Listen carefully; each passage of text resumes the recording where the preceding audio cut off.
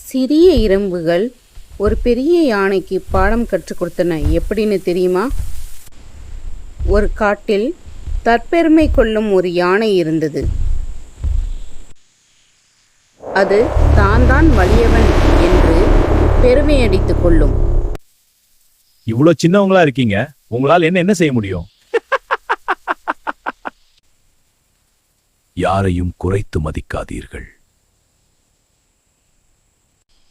அடுத்த நாள் யானை ஓய்வெடுக்கும் போது எறும்புகள் அதன் தும்பிக்கைக்குள் போனது. ஐயோ, காப்பாத்து! மன்னிச்சிடுங்க, இனிமே யாரையும் குறைத்து பார்க்க மாட்டேன். இது ஒரு பாடம்தான். யாரையும் உங்க வாழ்க்கையில குறைச்சி எடை போடாதீங்க.